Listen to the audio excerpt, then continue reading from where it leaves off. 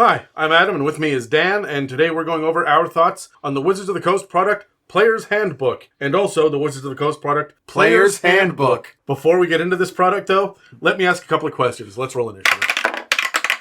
Natural 20. You never go first in these episodes. I never go first. I don't think I've gone first. It was when Brad was here. It was me and Brad, and I went first that entire fucking episode. Oh, there you go. Well, that was what, Netherdeep? Yeah, Netherdeep. Player's Handbooks, and we've seen a few. At this point, we've seen them not just for Dungeons & Dragons, but for Pathfinder, Call of Cthulhu, we saw the Investigator's Handbook. We've seen handbooks for a number of different... I mean, you've seen the core rulebooks for Vampire the Masquerade, right? I've dug through... I like how you just hit the one. GURP, in terms of Player's Handbooks, GURPS, fucking Mutants and Masterminds... Did you see Shadowrun?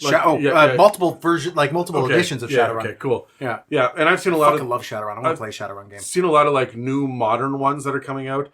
Perils and Princesses is one that I'm currently working my way through. I'm working my way through Daggerheart, which is the Critical Role one. Yeah. I'm looking through that. The MCDM one is the next on my list to take a look at for their new role-playing game. So anyway, the point is we've seen a lot of Players' Handbooks. We rolled initiative because my first question is, what do you expect to get out of a Player's Handbook? Great. I will answer that question after you, since you rolled the natural 20. Right. So... the natural 20 means you don't actually have to speak for the rest of this episode. You do have to listen, though. Oh, God. That was not in the contract that I signed. We both know you don't know how to listen, Dan. I DM you. Come what? On now. So what do I expect to see out of a Player's Handbook is I need to understand character creation. I need to understand enough lore about the world and the setting that I'm in to help me be informed about the character creation. And I need to be able to get my way entirely through a character sheet. The character sheet should be either separate or able to be torn out of the back. I don't want to have to fucking photocopy or scan it, right? That's one of my major complaints about character sheets in general. Okay. I want there to be information on the basic mechanics. I don't need all the mechanics.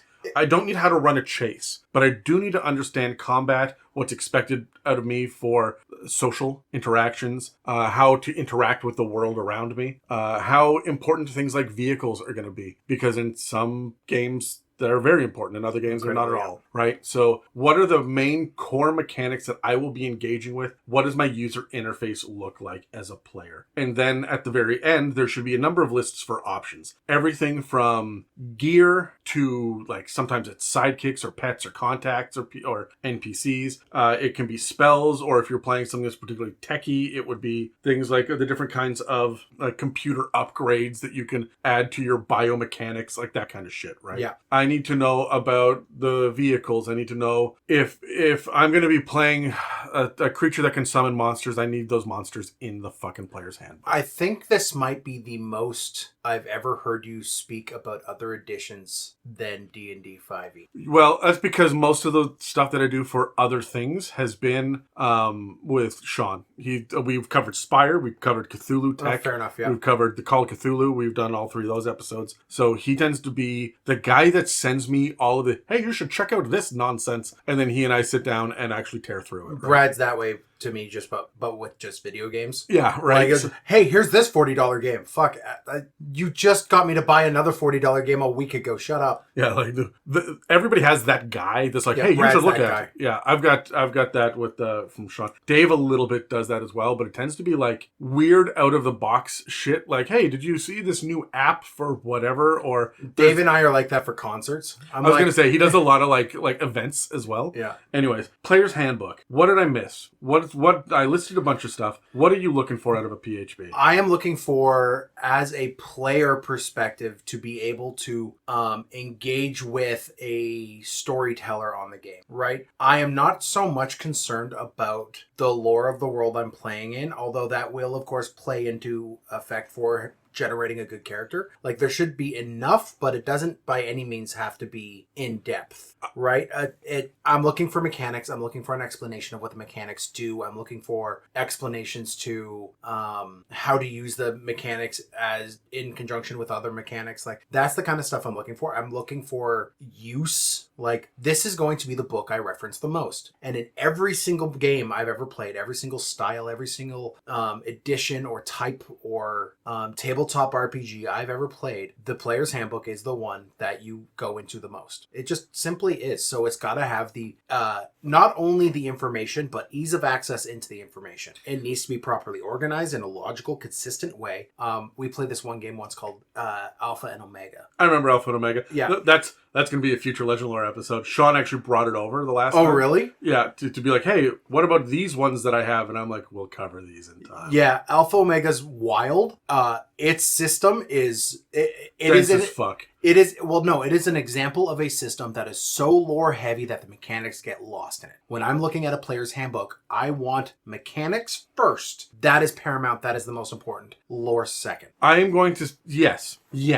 I agree. I will say this. I need enough lore to understand the difference between an elf and an orc if I've never engaged with fantasy before. I agree. That has to be there, right? But it comes second to understanding how to play the game. Yes. I'm also going to say that we're fairly spoiled in Dungeons & Dragons and in Pathfinder because they're the only two systems I can think of that have 3 core rule books. Normally, you either get the core rule book, period. Yeah. First half is player, second half is Dungeon Master or Game Master. Or you will get something like Call of Cthulhu, which is this is for players, this is for DMs, and the DM has a minor bestiary in the back. Right? Shadowrun has 3, I believe. Does the latest edition? I thought they knocked it down. I could very likely be wrong on that. Yeah, well, a lot of people have, when they are making games, they're like, okay, well, we've got to make the games. We need the one for the DMG, like the one for the runner, like the storyteller, the game master, the dungeon master, whatever you want to call them. You need the one for the player, and then you need just things to fight, right? I find that one is not a core rulebook a lot of the time. Like, they'll have enough shit to get you started in the back of the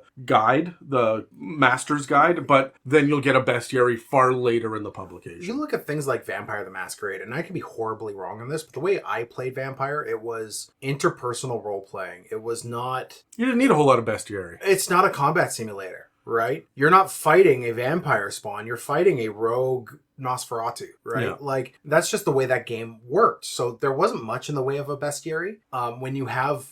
depending on the tone of the game and the style of the game. If you're very role-play heavy, you're not going to have a bestiary. If you're very combat heavy, of course you're going to have a bestiary. You'd fucking think so, but then you run into things like Spire, Cthulhu Tech, and even Call of Cthulhu. They're not supposed to be combat heavy. If you're getting into the fucking first two are. And the bestiaries are both less than like 30 pages. Yeah. Well, I mean, you look at, what's that one, the one that Jeff really likes, that's a... Morkborg, yeah. Come on, that whole thing is 8 pages long. The whole thing is 8 pages. That's part of the beauty and the simplicity of it. But okay, so when it comes to a player's handbook, I don't need large lore dumps. No. I just need enough lore for there to be context. You need a foundation, that's pretty much it. Yes. And anything else, that's on the storyteller. Now, a lot of the times when you only have 2 books, you will get a lot of lore in the player's handbook. But if you end up with 3, you end up with that lore in the Game Master's Guide, right? What we're dealing with today is the 5th edition player's handbook. It's the first one we're going to cover. Then we're going to move on to 2024's. Okay. Which I believe we're slowly adopting 5.5. I'm seeing it more and more online. Good. We'll see if it sticks. Dance my puppets. Yeah, right. I'm not going to call that an actual victory until like June next year. I want to point out, I edited an episode of the podcast that we had recorded in, I want to say, May. This is being recorded in September. This is being recorded in September. I edited one like last week that we had recorded in May. And in it, I'm like, I went on a rant about how much I think 5.24 and 5.14 is bullshit. And I kept that in the fucking episode because it's fucking bullshit. Oh, yeah, it's still nonsense. Yeah. So this player's handbook that we're dealing with, 5th edition, was the not first thing to be published for 5th edition because there was playtest materials given out first. And then the Do free... you count the playtest? They had 5 individual adventures, like 5 playtest modules to work through. I don't necessarily include the playtest how-to, the player's handbook like interface version of it, where they gave you just a couple of really basic rules and like pre-generated shit. But the adventures I count because they were real adventures. One of them was all about the Red Wizards of Thay. And why is this the first I'm hearing of this? I did not know that they did this. Because by the time that they released the starter set, they retired all 5 of them off of all online media. And you cannot find them. I found evidence that they existed. I cannot find them. So this is New life goal. Holy fuck. There's a module about the Red Wizards of Theoter and I don't possess it. it's like 19 pages. That's 19 pages I don't currently Sure, have. okay, fine. So the Player's Handbook was the first thing to come out in 5th edition. It was clearly designed at the same time as the DMG and the Monster Manual, and I think the starter set. What was not designed at the same time was the fucking Tyranny of Dragons storyline, which absolutely shit the bed. We had a lot of publication problems immediately after the starter set and the core rulebooks. The first handful of books after that are painful. Yeah, they're pretty rough. Yeah, so... And, I mean, we always look back at them as growing pains, but... Yes, and I mean... When you're looking at it from 1,000 feet up, like, they went through about a solid year of just producing shit. I would say longer than that. Between Tyranny of Dragons, Sword Coast Adventures Guide, Storm King's Thunder, Princes of the Apocalypse, if you look at the art in Curse of Strahd, it's piss poor. Like, there's... I mean, they were trying to find their footing after producing that other thing that they did after 3.5. What do you think was the first time they caught their footing for an adventure? What was the first good adventure? Curse of Strahd aside. Because it's so... I don't count Curse of Strahd. No. I'm not one of the big Curse of Strahd guys. Neither am I. I understand it has its purpose, but it's not the best thing in the world. I'm also not I shy away from the fucking, like, everything's dark and gloom. Like, I want big adventure. I don't want necessarily the... Says the guy who invested in a Vampire the Masquerade and Call of Cthulhu. But I That's understand. when for I Dungeons was and a teenager. So for Dungeons and Dragons, the first one I think they really knocked out of the park might be Icewind Dale. Really? Descent into Avernus, maybe. I'm going to say Tomb of Annihilation did a fucking good job. No, they didn't. You didn't like it, huh? I know. How much of that was your bad DM?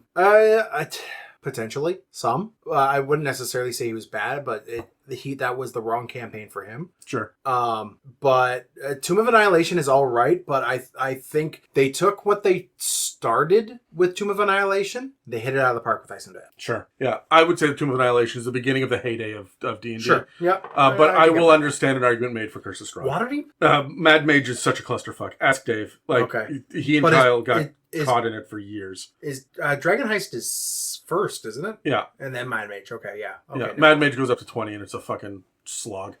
They played it every week for 2 years and got a third of the way through the book. Holy shit. The maps are fucking huge and there's almost no consistency or through thought from one encounter to the next. I mean, it's an endless dungeon. Yeah, that's so. Yeah, that's what you get. So, anyways, back to the Player's Handbook. Sure. First of all, let's roll dice and see who's going to cover what. Sure. I will actually roll in the box. 16. Hey, look, going second again. So the Player's Handbook for 2014 is, the cover art here is clearly a frost giant.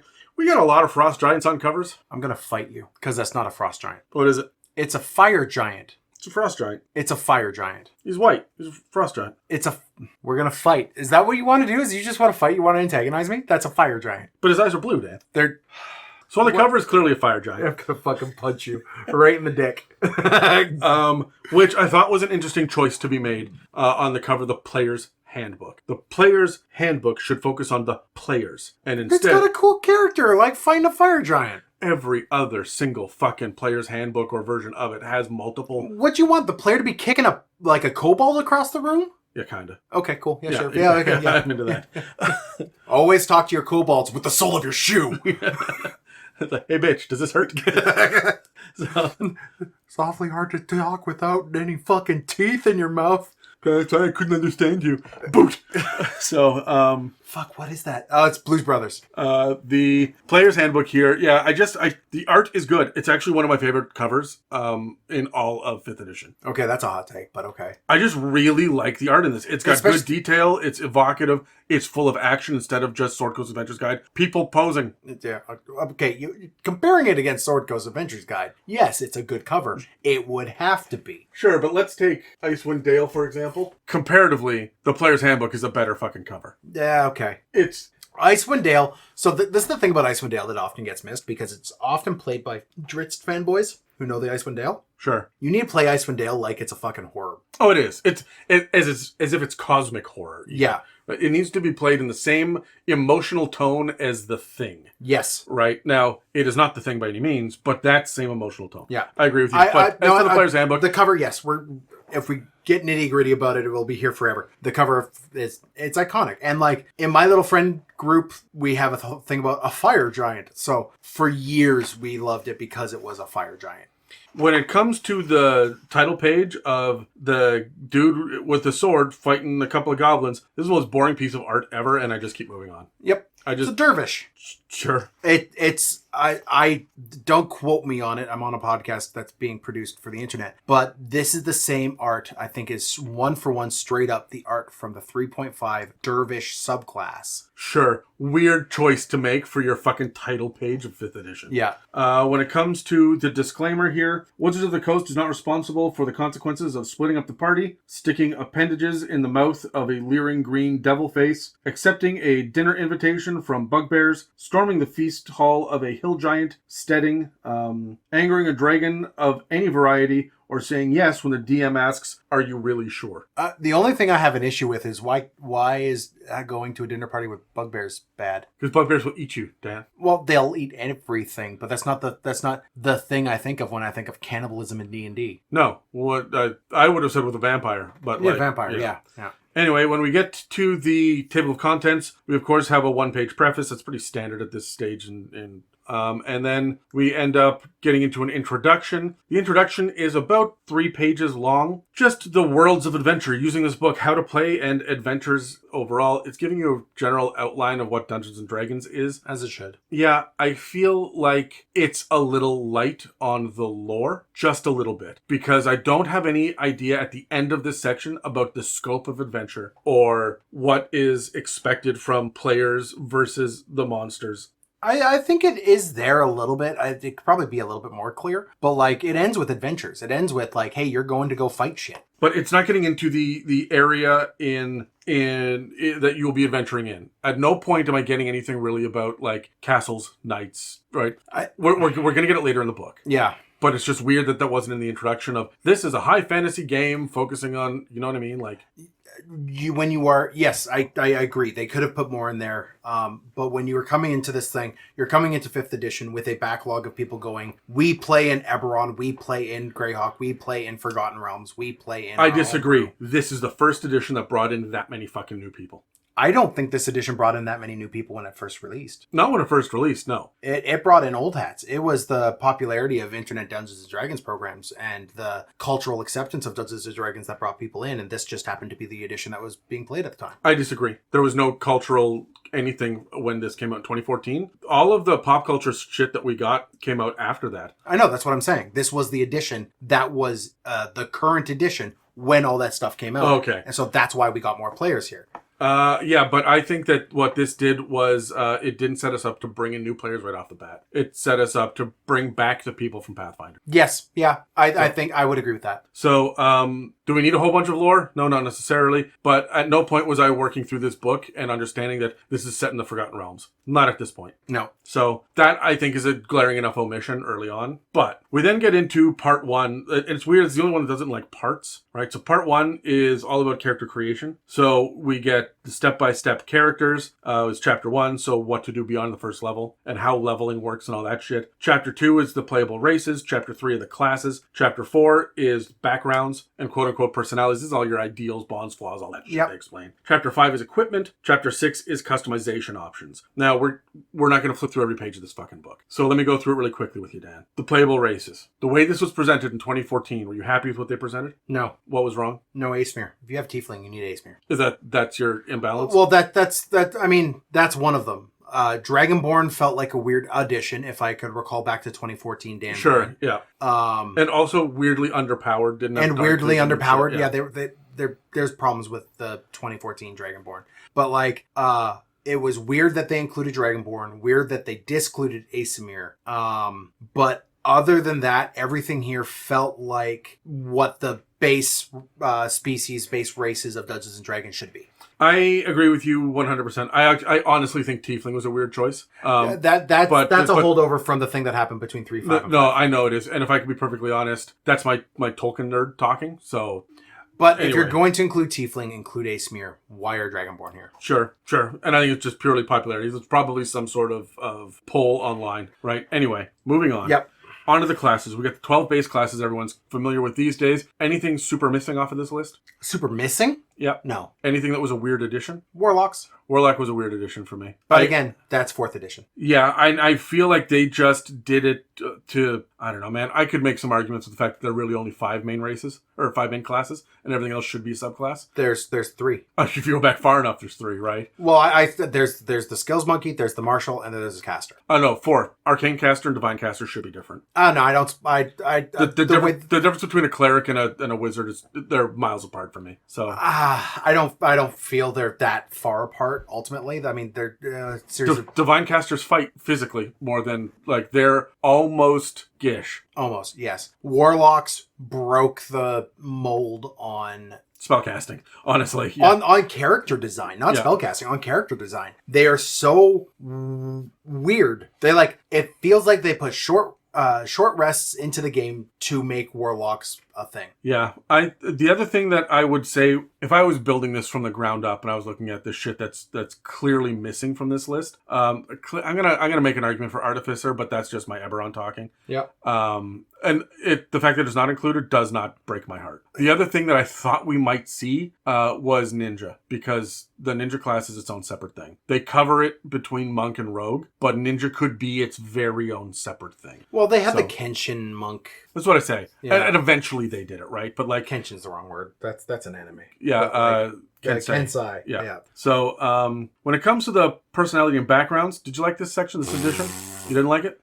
In 2014, I thought it was great. I think that it is something that we do not engage with enough at our table. Yes. And that's the problem. That's why you wet fart, is the fact that the players don't even remember what their backgrounds are 90% of the time. It doesn't come up. Ormo is a guild artisan.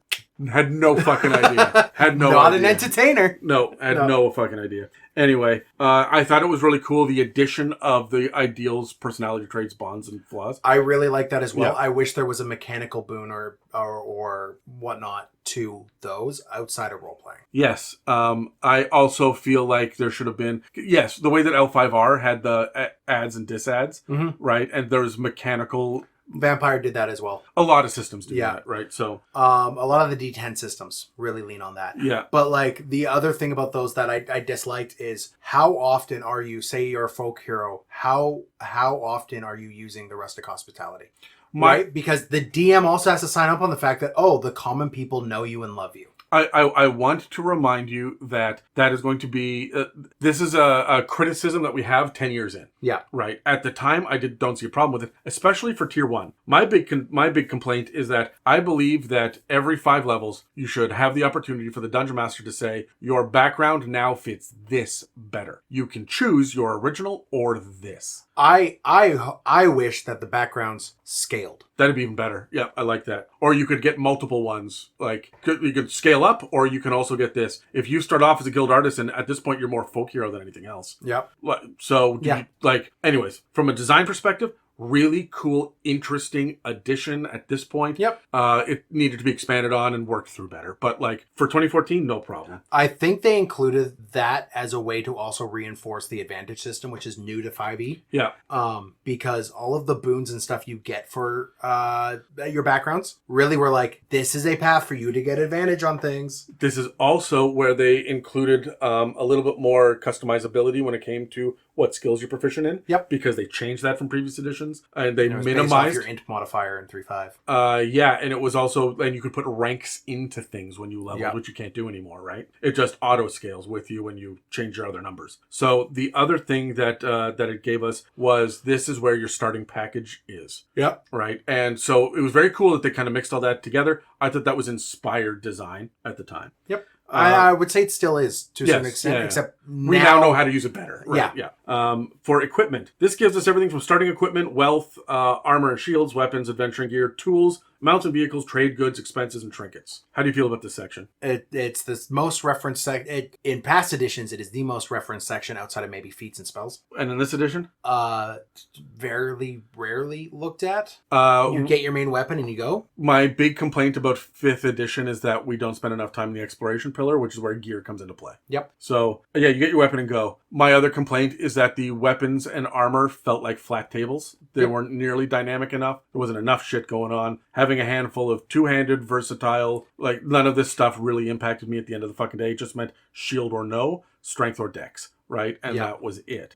There are some weapons that will never, ever, ever, ever be fucking used because it's on the same simple or martial half of the table with next to other weapons that do the same thing but better. Yep. So why fucking include them? If there's a weakness in the gear or in the character creation, it's the gear. Mm-hmm. I would also say the vehicles and mounts would have been nice to have fucking stats and DRs for the vehicles. Yep. And actually include the fucking mounts here instead of waiting for later in the edition. So and expenses, trade goods, trinkets, this shit never comes up. I did like I will say one good thing about the goods and services and gear and equipment and shit like that. Yeah. Kits. This was the edition that introduced like just whole kits to things. Yeah. And but beyond just like thieves' tools. As somebody who rolled his 5d4 times 10 for gold with his sorcerer and then had to go through and buy, okay, so I'm getting a backpack and I'm going to get a bedroll and a winter blanket. There was a certain amount of shopping involved. There was this was so good. It was just admin.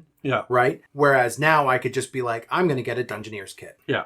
And it also makes it easier for me as a dungeon master to say, you guys run across an artisan kit. Yeah. You guys run across a game board, right? Like, yeah. Like, so there were positives. Yes. No, there's some things that are missing on this. Like, I'm looking for something better than what the whip had to offer, something better than what the net had to offer. Like, there was just some like... The net is criminally disappointing. Who's fucking picking a sickle to play with? The druid for the first 2 levels and then we move on. Except they removed they put that in there to attract the 3.5 guys who are like the main weapon of every single druid in 3.5 was a sickle. Or a scythe. And now it's like they put that in there to attract those guys, but it was because of lore reasons. There were limitations to playing a druid. And Shillelagh gets you farther than that anyway, so. Also true. When it comes to the customization options for both multi-classing and feats as 2014, just this book in a vacuum. Yeah. As variants, this felt very wrong after previous ones. I don't know why anyone would not play with these. When I saw that these were like variant rules, I went, fuck that. No, these are in my game. I also did the same. I was like, the feats are feats. Feats are D&D. But the design of them themselves within this, feats are always lopsided. They're not all going to be even. Some are great, some are not. However, some are really not. But it's always been that way. If you're going to list this many things that do weirdly specific mechanical things, some are just going to be more popular. It's forgivable. I don't mind the multi-classing rules. I don't mind the feats. I don't mind the feats. I wish that they had put a little bit more work into balancing them properly. And playtesting them. I think that's why they're variant rules, and I also think that when you have introduced bounded accuracy, it's harder to figure out when you no longer have +4, +5 weapons. Getting proficiency as half of your feat in a specific kind of martial weapon, it's going to be a little bit different, right? Yeah. So playtesting, yes. If you're taking the feat that gives you 3 weapon proficiencies, which that's all it does, is give you 3 weapon proficiencies, that's a waste of a feat. But it would have been phenomenal in 3.5 as you get with the weird exotic weapons, which we don't have. Yeah. Right? So this is where I think there's, like, just as you said. Where's my orc double axe? This is exactly what you just said. It needed to be play tested further. Yeah. Part 2 brings us to Chapter 7, using ability scores. Chapter 8, adventuring, and Chapter 9, combat. Chapter 7 was essentially how the skills and the saves break down. Mm-hmm. Yeah, this is where we get bounded accuracy. And at the same time, it goes through, when you're going through like your ability scores, there's little blocks of like, hey, these are the kind of checks that could be associated with this. Be aware of that when you're... And they do that very well in this book. Yes, and I will say this part 2, is probably the strength of this book. Adventuring. Yeah, that's part of part 2. Yeah, okay, yeah, but it's the bad part of part 2. Oh, you didn't like it? No. I like that we got our rules for resting, which was unique and different for 5th edition. I like that we got our rules for social interaction, where we kind of, because all the skills changed and we kind of talked about expectations. Those are fair. But like, when you're talking downtime between adventurers, who is role-playing getting a job to get your 2d6 gold a week? I will say this. I have read a lot of players' guides. There are so few of them that even include the concept of what to do between encounters. So where that's true, and I agree that it's nice that it's there. Needs more work. And clearly we got it because we got the revised version of Xanathar's. Yeah. Right, so glad it was here. Needed to be better. Xanathar's really... I know we're not talking about Xanathar's for this one, but Xanathar's, the 2 weakest areas I feel that we've encountered so far are backgrounds and adventuring. Chapter 8 and Chapter 4. And then Xanathars came out and went, we are now making those strengths. Sure. Yes, absolutely. And they also took a look at what are the weakest subclasses and what can we do to beef up the new subclasses, which is why Except for you, Purple Dragon Knight. No, that was Skeg. That wasn't that's true. Xanathars. Yeah, right. okay. So, when it comes to Chapter 9, combat, this is where we get the idea of initiative, moving in position, actions in combat, making attacks, cover, mounted combat, how to heal, all that shit. This was well laid out. I had no trouble following this the first time I read it. I've often pointed players towards this section to understand how combat works. Yeah. Some of them pay attention and learn. Others never do. The fact that it's complete, it is laid out very nicely to understand, and it's less than 10 fucking pages. Show me the other system that does that. No one does. No one makes it a simple. When people talk about Mork, yeah. What happens? You're dead. You fucking roll again.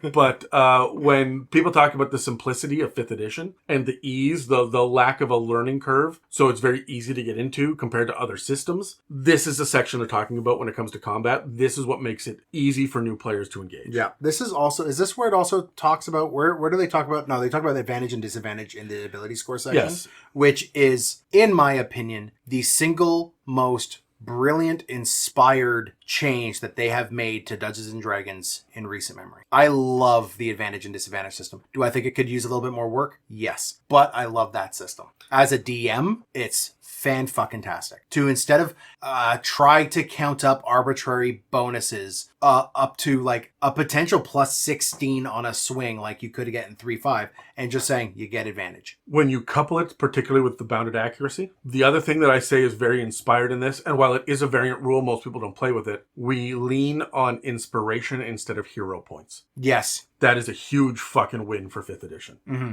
So anyway, moving along, that brings us to, I will say that combat fizzles at the very end when we get underwater combat. Yeah, so underwater shit was just the worst thought out part. Anytime you're dealing with the fucking vertical dimension, it's not even that. How long can you hold your breath? Go fuck yourself. Next. so well, based on my constitution, 12 minutes. Yeah, right.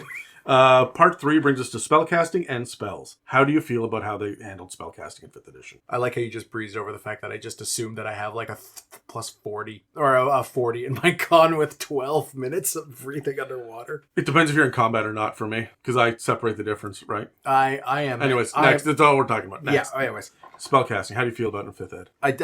I just gave a thumbs up on audio podcast. It's fucking great, man. Like, the spells are good. I have the concept of cantrips, the spell slots, everything is great. Fuck you, warlocks. Like, I like it all. Fuck you, warlocks.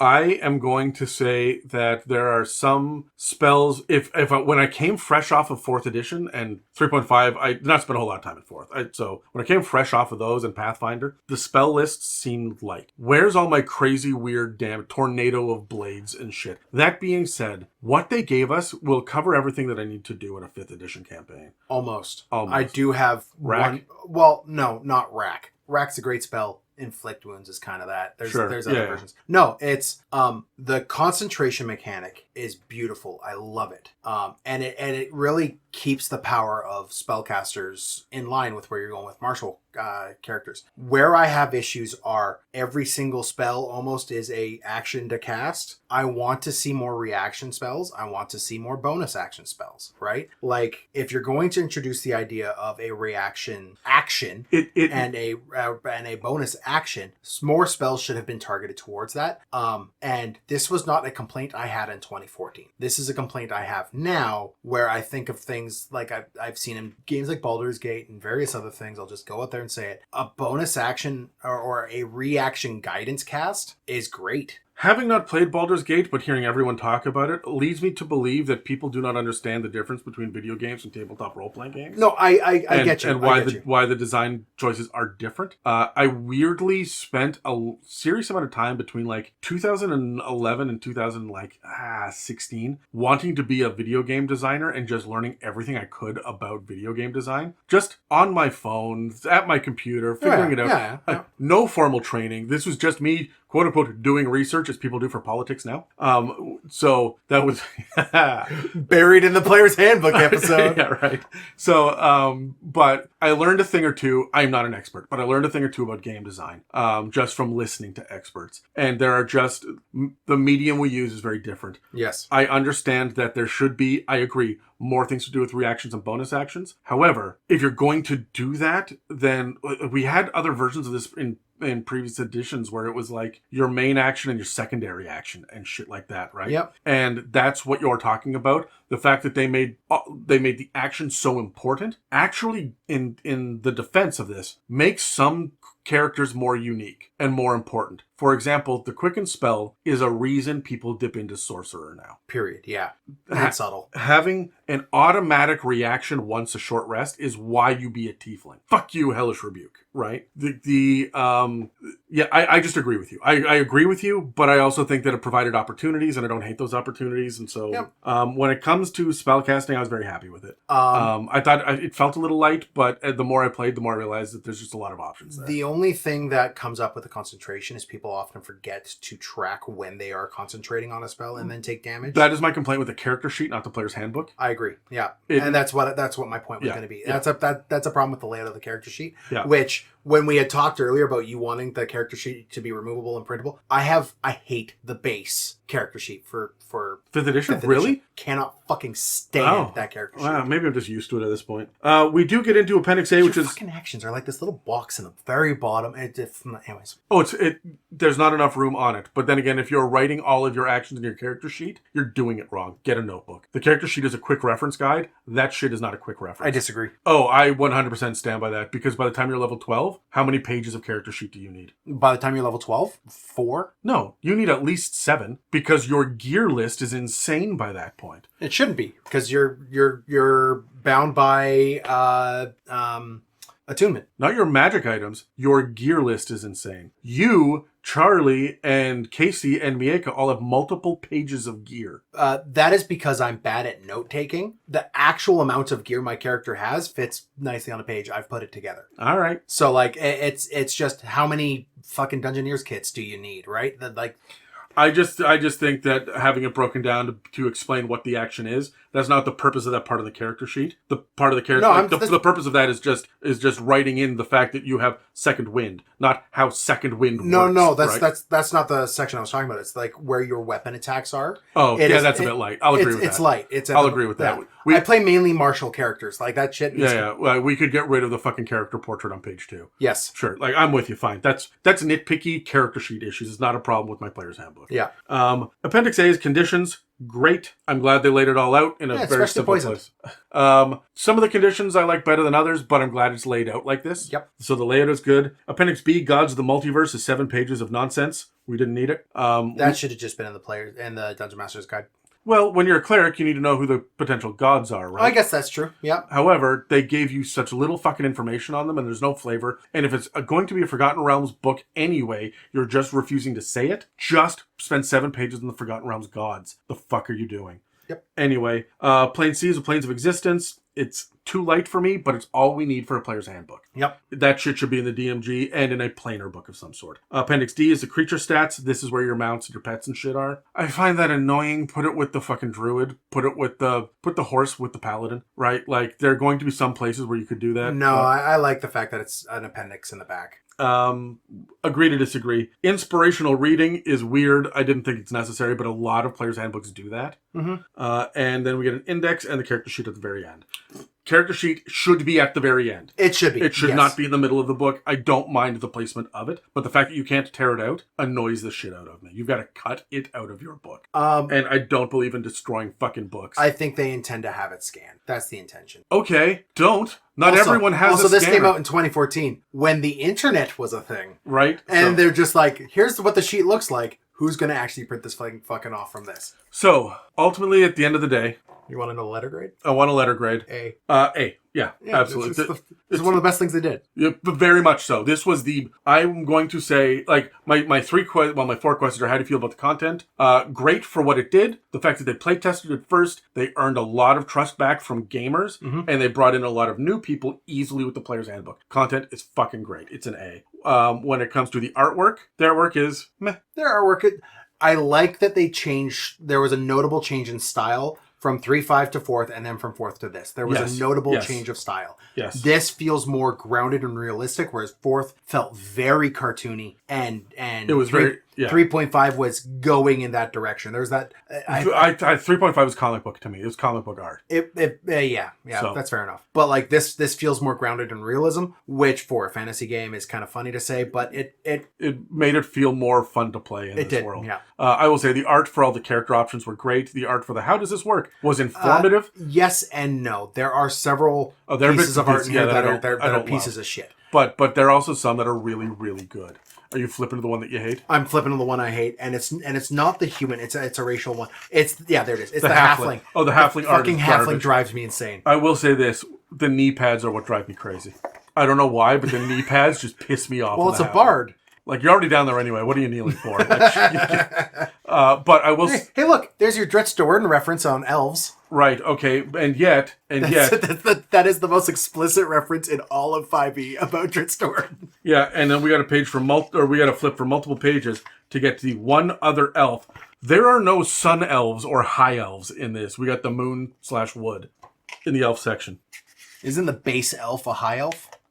Which one? That one? Oh, like in terms of art. In terms of art. Oh yes, yeah. So we got a drow and a half drow. Well, that one's it's a moon elf. This was another thing that pissed me off early on is they couldn't figure out if they're doing high and wood or sun and moon, and they did the same thing with like shield dwarves are actually mountain dwarves. And again, that's the difference between Forgotten Realms and agnostic. Yes, I know, but if you're committing to Forgotten Realms, fucking commit to it. Yeah. Right. So anyway, yes, still an A. The art is great. The content's good. When should someone buy this? Clearly, fucking first. Yeah. We move on. Come on. Even the Dungeon Master needs to own this first. Yes. The fact that everyone is very excited that our next topic is out and has bought multiple copies of. This brings us to our 2024 book, and we're not nearly as familiar with it. As a matter of fact, I got it on D&D Beyond, and I skimmed to see what is here, but I did not read any of the details. I'm coming into this entirely fucking blind. The Patreon Discord has been released, or we went back and forth for a number of weeks before this came out with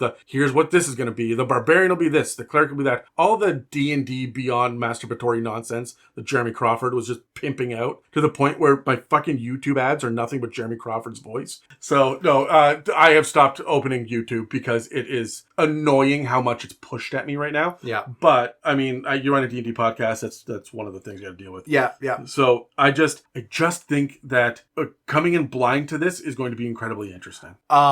Which is going to be really awesome because I have been very busy and am also coming into this blind. I know of a couple little spots of knowledge in terms of what some of the classes are able to do or in some cases not do now. Yeah. But that's really it, right? And my knowledge of certain concepts and other new mechanics that they've brought in is limited at best. So here's just a big, quick glance behind the curtain for everybody.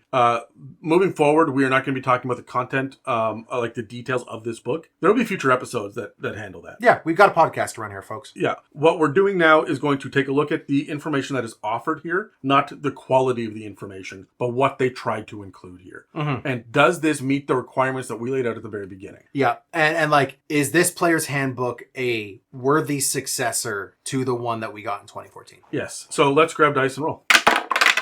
19. Fucking shit. I go in second again on an 18. On an 18. You've not won tonight, Dan. So I will say, first of all, I haven't opened this yet. You and I went down to the bookstore and bought it earlier today. Yeah. And they didn't have a special edition version, so you didn't get your version, which is sad. But I understand. You're going with special editions. I will say this. I actually really prefer the art on the main one. I don't like the art on the special edition. You're allowed to be wrong. The art here is good. The special edition is... I've seen it. I just feel like some of the faces on them are too just generic and plain. Okay. The gold dragon is beautiful. Yeah. The humanoids on it are meh. Okay. So, and that's my opinion. Fight me if you want. I want. The Player's Handbook starts off with the world's greatest role-playing game. All right, fucking sucking your own dick here, Dungeons and Dragons. Well, to be fair, it was at the bottom of the cover, the other one. Everything a player needs to create heroic characters for the world's greatest role-playing yeah, okay. game. That little blurb down there explains what's in this book and is a little bit... This is literally the first thing you see in bold text by itself. This isn't everything you need to know to play in Dungeons and Dragons. This is, we are the best, suck it. That's what this is. And they're not wrong. And, yeah. I mean, I could make some arguments, but I agree. That's why we're doing a D&D podcast and not a Pathfinder podcast. Hey. The other thing that I absolutely fucking love is the fact that the text for Player's Handbook is exactly the same between the old edition and the new edition. Nice. When you flip to the back, more, better, fun art. The art for all the back of the books has always been kind of like an afterthought. Yep. This is really, really fun. I like this. This feels good. Also, run your finger across the 50th. Oh, yeah, no, it's embossed. Yeah. Yeah. Do fucking appreciate. I wonder if reprints and later is going to happen. Here is my concern. Because we usually, when we do these Legend Lore episodes, we talk about the cover, we get inside the book, we never mention it again. The spine of the book is something that is incredibly important to me. Because I lay these books out on my shelf. Yep. And they've inverted the color scheme, for one. For two, if they modify this on other books down the line... I'm going to kick someone. I'm going to go to Seattle, and I'm going to kick Jeremy Crawford in the dick. All right, don't cut that. However, for the inverted thing, even if it's just the core rule books to differentiate them on a bookshelf from the old ones, I'm fine with that. That is the one exception. If suddenly the little like splash of black that in the old books is red is in the bottom instead, or that spacing is slightly different or whatever. This is why it drives me nuts that I've got 2 special edition covers on my fucking shelf. And I'm waiting for you to buy the other one so we can trade. Ghost of Saltmarsh, I will trade you tomorrow. You have the special edition Ghost of Saltmarsh? You do? I know, yeah. And I'll trade you. Fucking yeah, okay. I actually love the special edition cover. But it sticks out like a sore thumb. What's the other one? Tyranny of Dragons. Yeah. Which we hang out entirely too fucking much. Yeah. But those are I'm ready to get rid of them. I'm a bit of a purist on my bookshelf. Anyways, oh god, it feels so good. Oh my god, this right here. Well, just real quick. I know you just opened it. It feels so good. You want to talk about this. You look at the 5th edition books and you're going along the top. Monster Manual, DM's Guide. And you get this fucking skag, and it's got a little splash, and it makes me want to kick a puppy. And then you're back to out of the best, the same size. Princess of the Apocalypse, Storm King's Thunder. Yes. Tales of the Yawning Portals, a small one again. Fuck. Do you know why those 2 and Xanathar's are different? Why? Okay, so Xanathar's has a smaller page count, so they couldn't do the longer thing without stretching it. They couldn't do the longer one. But for the other 2... hire a fucking graphic designer. Make it the same. You can't make it the same. The dimensions of the book are wrong. But for the other 2, independent publishers. Skag makes sense, yeah, okay. Yeah. Tales of the Yawning Portal was an independent publisher. Was it really? Yeah. That they outsourced. I think it was Green Ronin again. Oh, okay. So, but that's it. Everything else is pretty uniform from there. Yeah, I'm looking through Acquisitions Incorporated, same thing. Minsk and Booze, same thing. No, Minsk and Booze is different, and it says 5th edition on it. That's because it's DM's Guild. Yeah, that's because it's DM's Guild. Everything else is the same. Again, I've got the special edition for the Deck of Many Things box set, so it sticks out like a sore thumb, but I am loath to give that the fuck up. So, anyways, back to this. Open it up. So when we open it up, instead this isn't plain black. No, it's not plain black. What we have here is the 50th anniversary. It's actually up on my fucking computer screen right now. 50th anniversary art for a silver dragon presiding over an entire metropolis, right? This warms my heart. Yes. Now, it is very, very faint on this, but I'm glad to give that attention to detail. The Player's Handbook, the art for this is literally a book open with a bunch of what looks like playable characters, a smattering of a fighter, a cleric, a wizard, and a rogue. Wizard. Yeah. They all are popping up, being summoned out of the book. That is evocative of what the Player's Handbook should be. Love it. The title page alone, leagues beyond the other one. Let's see if we have a disclaimer. Nope. Are they moving away from the disclaimers? What they have instead is descriptions. On the cover of the main one, it says, guided by Gold Dragon, the Elf Queen Yolanda, and the heroes of Valor's Call, test their bravery against the evil in this daring scene illustrated by Tyler Jacobson. They're attributing art. That's nice. Yep. And then the alt cover, nothing's better than sharing stories with friends. Heroes pause to share tea and tales with a gold dragon and the serene illustration from Wiley Beckert. Okay, here's something Yep. that bothers me. Sure, what do you got? Building on the original game created by Gary Gygax and Dave Arneson and the development by many others over the past 50 years. That is because they've got... Well, I mean, at least they're giving Dave some fucking credit. They've started giving Dave some credit a while ago. It's here's the 2014, based on the original game created by Gary Gygax, Dave Arneson, Brian Bloom, Rob Kuntz, James Ward, and Don Kay. They straight up fucking mentioned the guys who were involved in the creation of the game. I would hazard to say that at this point, Chris Perkins, Mike Merles, Jeremy Crawford have done more for modern Dungeons and Dragons I'd agree. than any of the other guys, so I understand the change. Also, a lot of those guys were Kuntz. Moving right along. A lot of those guys were jerks, right? Like, it's just... Interestingly enough, 12 plus, we have a rating in this game. Oh, well, that's going to be heartbreaking Completely for my ignored. 10-year-olds. Yeah, so... and then we have the But contest. there's legit no disclaimer. That's one of my favorite things about the books. You'll be okay. I don't think I will be. You'll be okay. So, welcome to Adventure. We have 2 pages of what you need using the book and Worlds of Adventures. Flipping to it right now. Not fucking much here. However, what's new with the 2024 version is sidebar, streamlined rules, easier character creation, enhanced classes, reimagined origins, expanded feats, upgraded weapons, tools, and crafting, and dazzling spells. Hey, look, literally all of the things we mentioned were weak points in 2014. We now know what this book is trying to do. Yeah. Okay, so with that in mind, that's kind of where I'm going to judge this book from. Playing the game is chapter 1, which is all of the actual fucking rules right up front before character creation. How do you goddamn play? Because after character creation, where are people going to be looking the most as they learn this new system? At the beginning. Then we have creating your character, which breaks down the ideas of level advancement, multi-classing, trinkets, like some of the basic stuff. Then character classes. We have 4 new subclasses per. Mm-hmm. Their spell lists... Oh, yeah. Then their spell lists are included here and not in the spellcasting magic category. Good. It should have always fucking been that way. Yeah.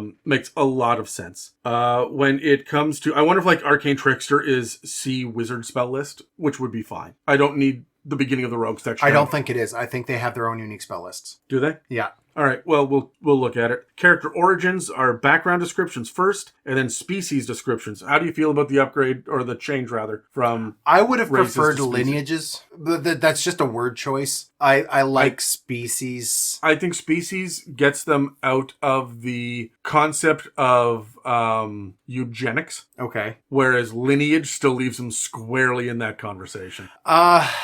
Where I agree, but I just think it's a safer choice after the heat they got. It is the safer choice. It very much is. We no longer have half orcs. We no longer have half elves. I wish that we had the half-human template that we could put on anything. That would be my design difference. But then it's like, well, why can't a dwarf and an elf bump uglies, right? And produce offspring? Because canonically, it is the most prolific races that can breed and mate with others are dragons, orcs, and humans. That's what makes them special. That is right in the lore from previous editions. Yeah, but they've kind of retconned the orc thing because that ended up being problematic. Sure, fine. And so do you give in this player's handbook a template for... Humans are boring as fuck in a fantasy realm. Having them be able to be half anything makes them more interesting. Oh, yeah, okay. But do you have a template for half human, half dragon, half undead, or whatever, right? Like, do you have a template for that in your player's handbook? Yeah, I would. I absolutely would. Dragons, humans, what else you got? That's it. That's all we need. I would put undead in. A half undead? What is a half undead? Well, it's just a player template that you put on top of a thing to become an undead version of that, an intelligent undead version of blank, right? And play that. I don't want my players playing as undead. I also don't want them playing as trolls, which they're going to do fucking later next year anyway, but here we are. So I just don't want them playing monsters. The Dhampir and the Hexblood and stuff, when Charlie came to me and said I want to play Hexblood, I went, I'm going to grip my teeth and say yes on this one, but if it gets fucky, I don't want any part of it. So, anyway. That's fair. Yeah, and besides, I would do Fae before I did Undead. What are our species options here? Aasimar and Tiefling. Nice. The only other difference, so we have Dragonborn, Dwarf, Elf, Gnome, Halfling, Human. Those are all standard. Half-orc is now orc. Yeah. And we also now have Goliath. My furbolg. Didn't make the cut. Aw. And that is one of the reasons that you and I are not going to be playing on our Sunday games in this edition. We will continue in the 2014 in true 5th ed. Mm-hmm. We will continue there until we finish this, and then I would like to transition our whole table up into the rules. Okay. Because we're going to be learning them for the podcast anyway. So, sure. It's going to be a confusing 2 years, Dan. Then the next chapter gives us feats. A whole chapter for feats, and it's what 10 pages? 12 pages. 12 pages. There are origin feats, general feats, fighting style feats, and epic boon feats. Good. And they're separated out. I like that. Instead of just being in one big list with like a descriptor. I'm assuming by origin feats, it means feats you can only take at level 1. Yes. That is a factor here. Good. I don't know if they're connected to your background, but they might be. We can look as we dig through this. Okay. Equipment is coins, weapons, armor, tools, adventuring gear, mounts and vehicles, services, magic items, and crafting equipment. Okay. Spells, gaining spells, casting spells, and spell descriptions. Okay. Spell descriptions are over 100 pages. As that should be. Yeah. And then Appendix A is the multiverse. It breaks down the material realms. Transitive plane. The material realms include the 2 mirror realms, the transitive planes, the inner planes, and the outer planes. Okay. So fuck your agnostic nonsense. You still did not commit 100%. Appendix B is your creature stat blocks, so that's going to be your mounts and pets again, and your familiars. And then the rules glossary at the back. The rules glossary is going to be the thing that I'm going to swap to real quick. This is the best fucking breakdown that I've never seen in a player's handbook. A quick. What does bright light mean? What is the bloodied condition is back, Dan? Wait, what? A creature is bloodied when it has half its hit points or fewer remaining. Huh. The charmed condition. I don't mind that bloody's back, but you'll notice they don't have the conditions appendix anymore. It's now the conditions are listed in here alphabetically, and they've broken up deafened out of blinded and deafened. Okay. Right? And so there are things like cone, area of effect, cylinder, area of effect. What is a D20 test? So these, I think, are going to be the things that are going to be bolded earlier in the book, and then you're going to have to flip to them here. And it's several pages of it, right? Like, what is a hazard? What is a... Well, the help action is listed out. The influence action. Okay, yeah. And then, and how many pages is it? 18. Cool. So, that is a table of contents. That's what we're expecting here. Here you go, Dan. Walk us through Chapter 1. Chapter 1. And don't get distracted by every noodly rule, because I know we're both excited about this. First of all... Oh my god, that art. Hey, it's Raceland. Yeah, this is Dragonlance. So, one thing I do know is the art here is taking famous D&D characters from all over the different editions and the different campaign settings and kind of giving everybody a spotlight across this, because this is meant for all players in every universe. Okay, so I know that this is Dungeons and Dragons, and I'm really thankful that they put a gold dragon. There's an actual dragon in the character in the art that you see first, because the first dragonoid that they have in terms of the actual page is a wyvern. Yeah, but have you ever seen a wyvern that scary in art? I mean, Game of Thrones. But seriously, when you look at the art for the wyvern in the monster manual for 5th edition, it's beautiful. Yeah. This is amazing. And you can even tell it's got this little spiked tail and everything. Yeah. But cool. Playing the game. Remember you said the realism in the art was really great in 5th edition? This is even better. This is even better. It's higher quality. Breaks down what dice are. Whenever you have to divide or multiply and you have a fraction, you round down. Period. That's in the player's handbook too. Yeah. The previous player's handbook.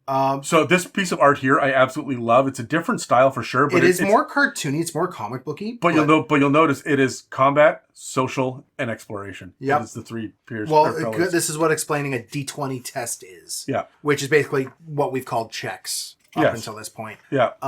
They have changed a lot of the wording for this as well, which is why I don't believe that we're going to be dealing with a true backwards compatible system here, because as we open up other campaigns, other modules and adventures and whatnot, they will have different wordings for checks versus tests and things. So anyway. It goes over like everything you want how to play the game to go over. Gives you a breakdown of exactly what your actions are, which you have the attack, dash, disengage, dodge, help, hide, influence, magic, ready, search, study, and utilize. I need to point out, the magic action now is what we used to call casting a spell. You now use the magic action. But it's also using a magic item or using a magic feature. Yes, which is fantastic. Yeah, but there's also utilize. Use a non-magic object. Yep. which is now an action because a lot of people were using it as bonus actions and stuff. Like I like that. Yeah. Bonus actions are still around. Did we have any change to the skill list? I was looking through it. I didn't see anything glaring that stuck out. I don't think we do have any omissions. Acrobatics, animal handling, Insight. arcana, insight's there. There it is, yeah. Athletics, deception, history, insight, intimidation, investigation, medicine, nature, perception, performance, persuasion, religion, sleight of hand, stealth, or survival. I'm reading it upside down, but I think that looks the same. I think it's the same. Good. Yep. Okay, we're going to keep moving on. Social interaction, how to actually... The art here is great. There's a secret Matt Mercer. The art has a Matt Mercer lookalike. Yeah. But it kind of shows... The players are actually inclusive as well, which is nice. There are people of many different races. Yep. And even their players, like the characters, are that as well. But it kind of shows what is actually happening and what is the imaginative side of things, which is nice. When you flip the page... Flip the page. You'll see they do it again with the same kind of characters. With the same players and same characters. There's even one person on a tablet. Yeah. Which I appreciate. Yeah. And that's for the exploration pillar. Yep. So. I don't want to go over the exploration too much. Combat, they break away from that with the combat. I kind of hate that they break away from that from the combat. But they do show a couple adventurers fighting a displacer beast on 5 foot by 5 foot squares that are cobblestones. That's so funny. But cool, playing on a grid. There's a tiefling on a seahorse. You just keep going. There it is. And then it comes back to it here. So there's your combat art thing. I think anytime there is a breakdown of like example play that is storied out. Like a script. Yeah. It's going to have them there. That's really cool. Yeah, cool. And then you have the D&D cartoon characters on the spread for the spread for the next page. I actually low-key love this because every single edition gives us one big splash page somewhere of a bunch of characters and just like a menagerie of creatures all around them looking to attack. This is everything from bats to an owlbear that looks like a pseudo-dragon. There are sprites, goblins. That's a mimic. Hey, really? That's a mimic? This was your opportunity to inject our podcast name. It's a mimic, Adam. But that's a mimic. But it's also a mimic. I didn't feel the need to self-promote in the episode that is already like an hour in that they've clicked on. Yeah, it's fine. Creating a character. So, step 1. Hey, session 0 is mentioned right here. It's minor, but it is here. I'm not going to read it now. We have lots of shit to get through. So, step 1, choose a class. Now, I hate that the character sheet is laid out here in the middle of the book. However, I feel like with all of the numbers that are added in here, this is actually a reference sheet. I think it's a reference. Well, yes and no. Yeah, step 1 is choose a class. Step 2 is determine an origin. Step 3 is determine ability scores. So ability scores, 3. Step 2 was your origin. Where do I find 2s? With acrobatics. 1, 2. Yeah, okay. All right, so this is a reference sheet. It's a reference sheet, yeah. Fantastic. Do all the things that say number 1 first, then do all the things that say number 2, and then do all the things that say number 3. Well, we spent enough time bitching about the character sheet in the previous editions. Or anything that's glaring at you now? They've removed inspiration. Did they? I don't see it. I see coins, languages, appearance. Heroic inspiration. Heroic inspiration is over here with the main stats. Yep. I like how they put the skills in with the abilities. The abilities. I like that proficiency modifier is over there as well. Initiative, speed, size, and passive perception are all up here at the top. Yep. Does anybody play with passive insight and passive investigation? No, that's really passive stealth is the other one for me. Just like whether or not you are quiet enough that the person on the other side of the door is just going to hear you walking. Yeah. Right. Like these are things that I pay attention to. But anyway, no, I don't hate any of this. If anything, the hit dice box might be a bit small because of how often I multi-class. That's fair. I will say this. Concentration does not exist. Still. I mean, that's a grandfathered in gripe from the previous edition, but concentration does not exist on this character sheet. Yeah, that's kind of glaring. Well, it was glaring in every other fucking edition too, right? I think the last time we saw that was 3.5. I mean, concentration's here, but it's just a, hey, do you have to? Yeah. Yeah. Which is nice. It's nice that they've had that, added that. But anyways, moving on. They still give us a fucking coin counter. I don't know why. Nobody fucking uses it. Anyway, so it's rolling up a character. Just how to roll up your character, and it is a step-by-step fucking guide. Standard languages, common sign language. Oh, that's awesome. Draconic, dwarvish, elvish, giant, gnomish, goblin, halfling, and orc. I can't think of anything off the top of my head that's missing. Nope, I can't either. The halfling language is a secret. Draconic is there, yeah. And then the rare languages with a little asterisk for primordial includes these. Yep, cool. Thieves' Cant is a rare language, and so is Undercommon. Yep, cool. Druidic? Druidic is not actually a fucking language. It is a series of symbols. Okay. Which you can argue is a kind of language. Well, we're splitting hairs. Yeah. So it's not a one-to-one, this means this word, right? Yeah, fair enough. When you it's just a separation of concepts. Yeah. So point by, standard array, how to understand. If you've got a high constitution, you are energetic, hale, hardy, stable. If it's low, you're frail, squeamish. What is this? Because they're D4 charts. Describe appearance and personality. Oh, okay. And then you just have a D4 for high and a D4 for low for each of the 6 abilities, so that when you're describing your character, people will understand what you're talking about. Okay. Here's a list of adjectives. It does break down alignment with a little sidebar, unaligned creatures. That's really for the creatures that lack the capacity for rational thought. And again, just like personality traits by alignment, if you are evil, you're vengeful, cruel, greedy, there are tips and tricks on how to play this. Good. That has been a problem for a while. They make a difference. Chaotic is self-absorbed, but neutral is selfish. Know what? They've had these like alignment breakdowns in the past, and they never go well.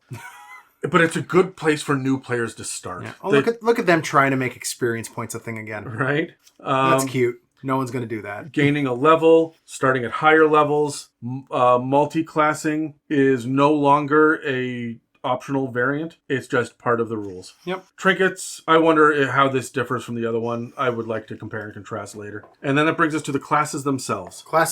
Now, of course, we run a podcast and we'll be going in depth with all of these.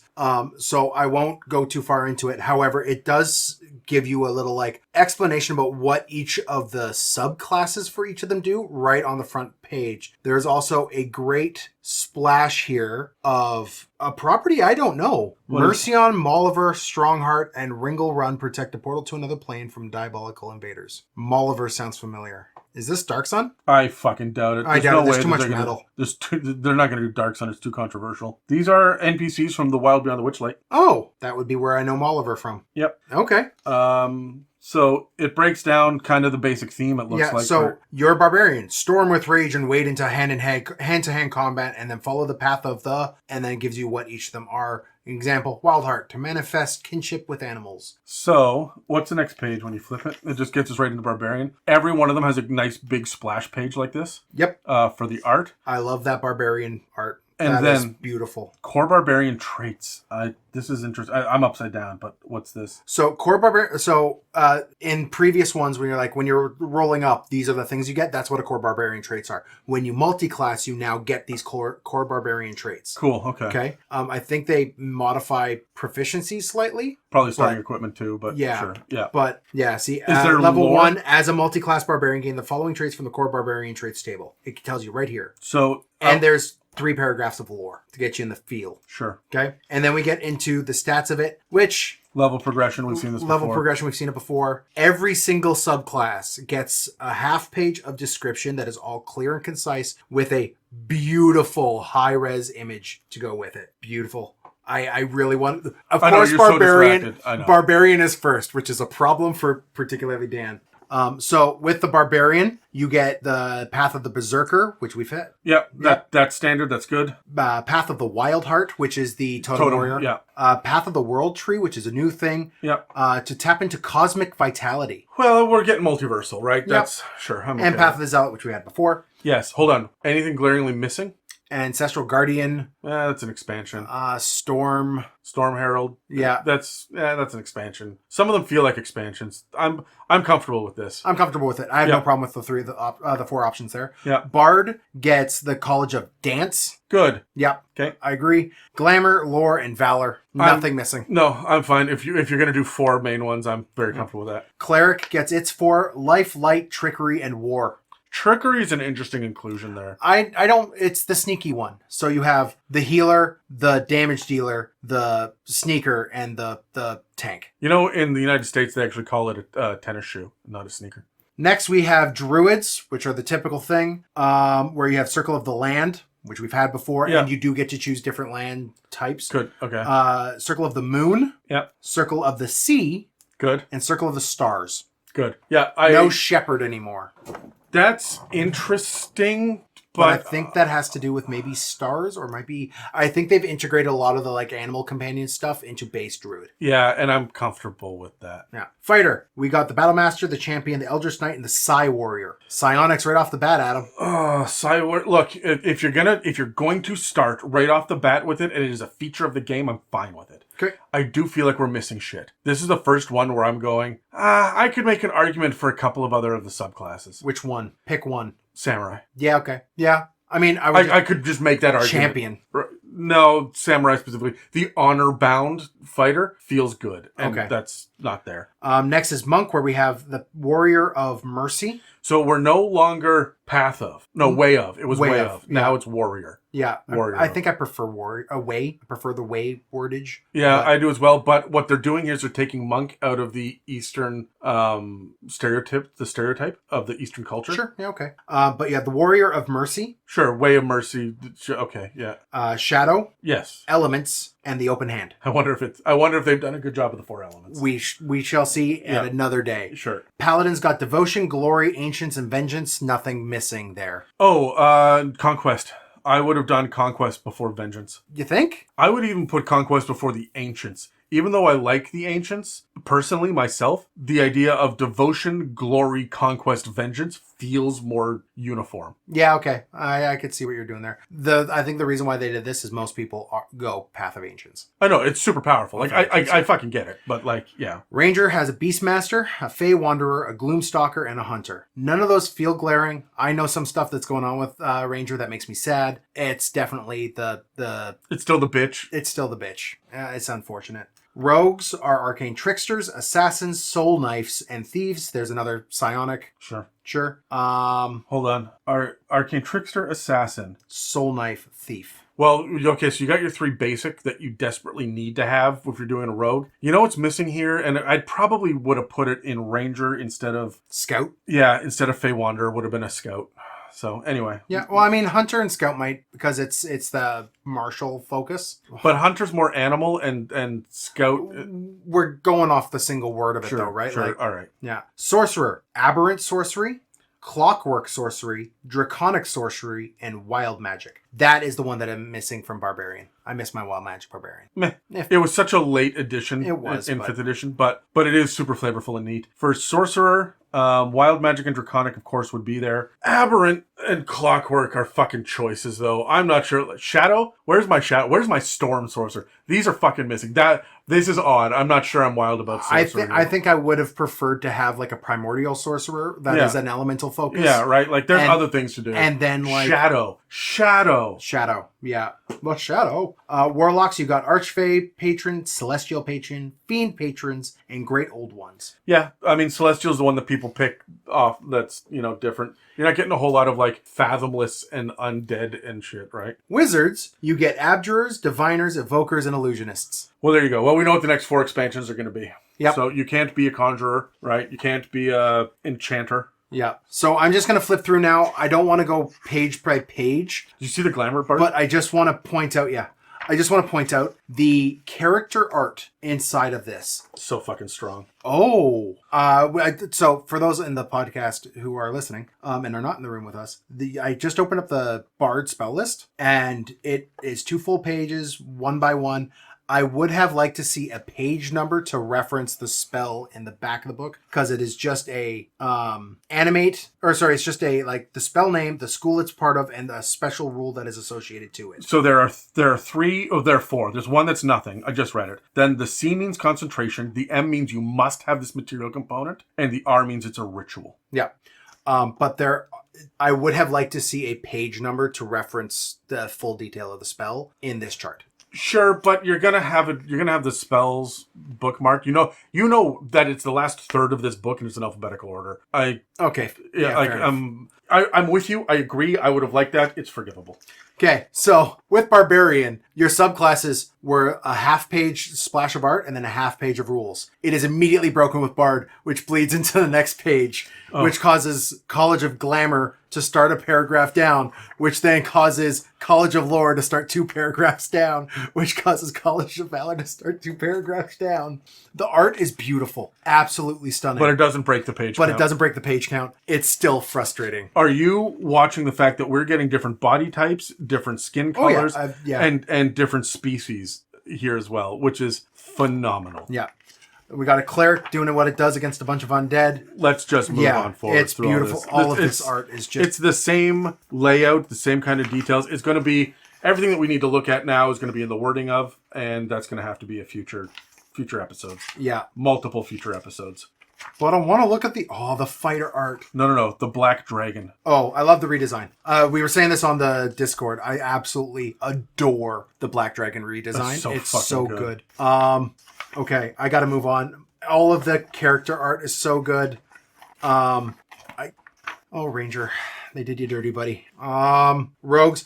One thing we mentioned, I haven't brought this up yet, but on the big splash page, it'll say rogue and then kind of what it is, right? So a dexterous expert in stealth and subterfuge, right? Yeah. You'll get to... I love that you pronounce the B in subterfuge. Subterfuge? Yeah, you say subterfuge and I say subterfuge. Well, I mean, again, you're allowed to be wrong. You keep saying that, and I love the permission. One of these days, I'll choose to be wrong. It's rarely a choice with you. So Warlock is an occultist empowered by otherworldly pacts.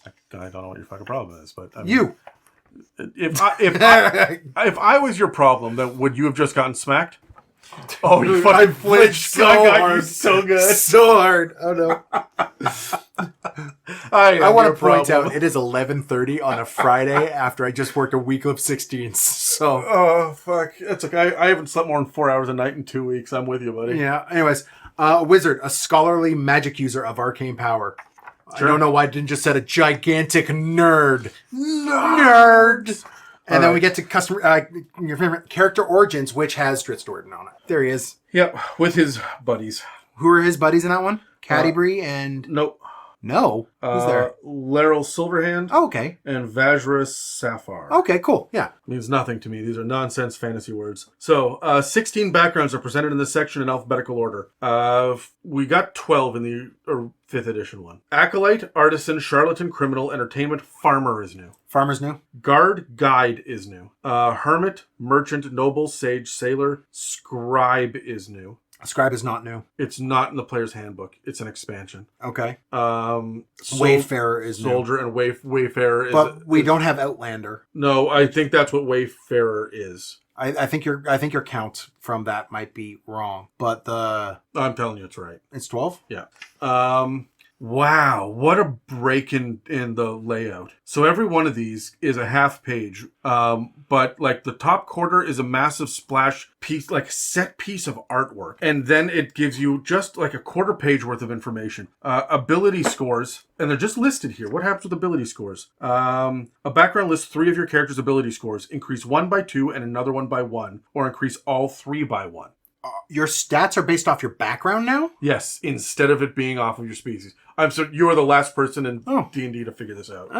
So, yeah, this was the big thing that they pushed. We're doing it differently now. It's no longer species or racial-based traits. Okay. So that makes this very problematic for backwards compatible shit with other... Yes, it does. Very much so. But I think the point is that you build your character and you put it in the campaign. But let me be clear to you, Adam. They say it's backwards compatible. Right, but you have to understand it's with an asterisk. What they mean is you can play backwards compatible. No, what they mean is you can use this book and play Curse of Strahd. Yes, you cannot inject characters into this. You can put the champion fighter here besides a Battlemaster fighter from the 2014 and play Curse of Strahd. Here's something technically that is what the backwards compatible means. It does not say that you can mix and match the abilities and character creation parts from them. We're missing a wildfire druid. That just occurred to me. Yeah, in a big way. Yeah, and I probably wouldn't do C. That'd be the one that I'd take away. Land, moon, and stars feels better with wildfire. Yep. Yeah. What else? You said there was another one? Well, no, it occurs to me that we're missing that because, like, you can't take try to put a wildfire druid in with this stats. Like, you'd have to homebrew it to balance it properly. No, you build it properly out of the book, and it's supposed to stand shoulder to shoulder with these ones. That is the design intent. Of course, there are 48 subclasses in here. They will not all be equally powerful. Okay. So all of the previous ones are not equally powerful as well. No one in here is going to be as weak as the fucking Purple Dragon Knight. That's true. Right? Okay. But there are some classes, some builds from 2014 which will overshadow some of these. Yeah. Right? So anyway, back to backgrounds. Ability scores. So that's an interesting way of doing it. A feat. You get Magic Initiate. If you're a cleric, a background gives you your character's specified origin feat. So an acolyte gives you the magic initiate cleric feat. Okay. Skill proficiencies, you gain proficiency in insight and religion. Tool proficiency, calligraphy supplies, and then equipment. Choose A or B. Blah blah blah. So you can actually choose to do calligrapher's supplies and a book of prayers, a holy symbol, a parchment, a robe, and 8 gold pieces, or 50 gold pieces if you want to stat it out yourself. Okay. Cool. So, and then 1 paragraph breakdown of what this means. So it's light on description, but you know what's missing here is all of those like bonuses, the mechanical bonuses. Good. They were pointless. They were fluff. I would have liked to have played with them more in our campaign. I should have collected those and played with them a little bit more. And I don't see any problem handing those out as boons, going back to the... You can use this as a like jump off point to create your own. Well, yes. Right. What's interesting here is that in the original Player's Handbook, building your background, the ones that are listed out there, acolyte, criminal, all that shit, were examples of, and it encouraged you to build your own. This is, here's our list of 16, use one of these.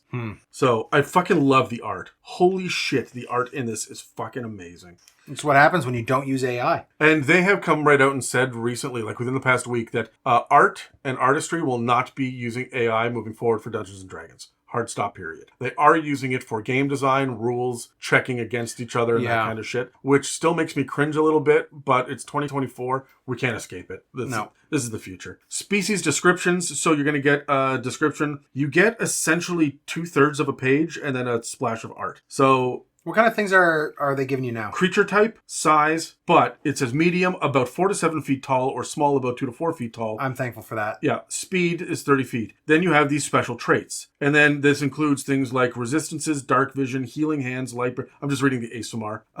And holy hell, you get a lot. No. For this one, it is Celestial Revelation. You have to choose one of these 3. Oh, okay. Right, so that's your fallen and your yeah. So so for Dragonborn, it's got a little chart about what color Dragonborn you're going to pick and which breath weapon is going to do the breath weapon scale, as they should have always done. Yep, damage resistances, of course, dark vision on Dragonborn now. Fucking finally. And Draconic Flight at level 5. Good. For a bonus action, you sprout your spectral wings on your back that last for 10 minutes or until you retract them without an action. Or you're incapacitated. Sure. They're all getting this treatment. The stuff, elves get a little bit more because there are multiple elves. They get an extra, like, half page. Because there's... How many types of dwarves are there? Dwarves have dwarf traits. There's only the one. Oh, that's sad. Dark vision, but it's like increased dark vision up to 120 feet. Dwarven resilience, so resistance to poison and advantage on saving throws against it. Toughness, your HP maximum increases by 1 and increases by 1 again whenever you gain a level. Okay, so you just get an extra... You get toughness. You just get like, And then stone cunning, which is a garbage thing anyway. No one's going to play a fucking dwarf. Unless you're going to be a fighter barbarian like you What is it? You gain advantage with... You gain tremor sense within a range... Holy shit. Tremor sense within a range of 60 feet for 10 minutes. Okay, people are going to play dwarves. Yeah, people play dwarves. I thought it was still just that number of... that nonsense of like, you can understand architecture. Right? Instantly proven wrong. Yeah, beautiful. And you can use it a number of times equal to your proficiency modifier. Yeah, per long rest. Cool. We only get drow, high elves, and wood elves. They all have the same traits, except you get lineages, which means that they all have something different at level 1, level 3, and level 5. Level 3 and level 5 are spells. Back to lineage. Yeah, but that makes sense within the elves. Like within the species. Yeah. So, gnomes, two kinds of gnomes, forest and rock. Good. Goliath, we only have the one. No, we don't. Yeah, we do. Giant ancestry. Yeah, right. Okay, yes. And it breaks it down into the 6 different subtypes. But it's not like it was, Goliaths with furbolgs are also there because it's half giants instead of Goliaths. Well, yeah, or it's not like, oh, you're the tall one or you're the hardy one, right? Yeah. Halflings there's only one kind. Luck, when you roll a 1 on a d20 of a d20 test, you can reroll the die and you must use a new roll. That is not limited ever. No, it's the same thing it's always been. Sure, I'm still going to hit you with my crit failure table. Yeah. On an attack. That's specifically for a d20 test. I wonder if that includes attacks. It does. D20 tests Yeah. include attacks? Okay. Humans, resourceful, so you gain heroic inspiration whenever you finish a long rest. Skillful, you gain proficiency in one skill of your choice. And versatile, you gain an origin feat of your character choice. Skilled is recommended. That's all you get for humans. There's no variant anymore. Yeah, but... That's a lot. It is variant. You get an origin feat, period. No one else is getting an additional origin feat. Those are tied to your backgrounds. Sure. They get 2 feats at the start of the Yeah, game. but my point is it's not a variant anymore. Like, it's baked Just in. base. Yeah. Well, that's fine. I'm okay with that. 3 kinds of tieflings now. Abyssal, chthonic, and infernal. Chthonic being the neutral evil. Yeah. Which is really fun. I like that. That's great. I didn't like the fact that it was just a base one, and then there was the feral version, and then we got, like, Tome of Foes gave us, like, 12 different kinds of fiends, or that you get it from. It was too much. That brings us to feats, Daniel. Feats. Now, you'll notice that there's your favorite guy of all time. Oh, he's such a person. So in the feats, the big splash we have is of the guys from Curse of Strahd. No, from Ravenloft. It's the Investigators. Yeah, the Weathermay Foxglove Weathermay twins. I never Weathermay Foxgrove. Yeah, there we go. Foxgrove. Foxgrove. I always said glove. I don't know why. And then Alanic Ray and his buddy Arthur. Yeah. So then we got our list of feats, which has there are more feats, but a lot of them are boons, which are given as epic boons, which you only get at the end of like level 20. this is only part of it. We only get up to H. Keep going. Oh, there's more. So yeah, there's only a handful of origin feats. So the origin feats are... Yeah, there's only a handful of them. And it's like... They're pretty basic looking. Alert, Crafter, Healer, Lucky, Magic Initiate. Can you choose an origin feat if you're not in the origin phase? Does it say? It does not. Origin feats. These feats are in the origin category. Maybe it'll explain it later on once you get through all the feats, which there's a lot of feats. Nope. Hold on. Back at the beginning. Oh, wait. Feat descriptions. All the feats are listed. Okay. That's nothing. If a feat can be taken more than once, an asterisk appears after its name to take a feat. So yeah, I guess you can take origin feats as much as you want. Assuming they have an asterisk. No, assuming it doesn't have a requirement outside of that. I don't know. It does not explain that here with the cursory glance. I wonder if the origin feat means that when you are capable of, like, in character creation and you're able to get a feat through your background or your human, right? When you get that, you can only choose from this list. Maybe. But then everybody else can choose from other lists. and But stuff. yeah, I wonder what it says with like a level 4. Well, now we're in Eberron, because that's the Lord of Blades, and that's the same artificer that is in half of the artwork in the Rise from the Last War. Are we finally going to get a name? Inventor V. Vi. I think it's Vi. Vi, yeah. Or Inventor 6. I was about to say. Or it's Inventor 6. Coin values, nobody cares. Electrum is still a goddamn... The fuck. All right. Combo breaker. Everything's divisible by 10 except for that one. What a fucking dick. This is fucking UK currency if I've ever seen it. I just gotta say, if you play Dungeons and Dragons and you use Electrum, you're playing Dungeons and Dragons wrong, and that is the official stance of the It's a Mimic podcast. Yes. Yeah. Yes. Yeah. Our weapons list here feels longer, but I think it's just the font. I think it's just the font. However, we get a mastery column. Yes, weapon mastery is a new thing. Every single weapon comes with a certain weapon mastery that does an additional thing that you could do. Topple, vex, push, sap, slow, graze, cleave. Cleave. Yeah, we're going to have to do a full-on episode about weapon mastery, if not several. There's enough content. Ooh, I like the art for the armor. I like the art for the weapons too. I like the art for the everything in here. Yeah. Like, there hasn't been a miss yet, in my opinion. I mean, that guy's missing pants. The plate armor just straight up his dick out, but...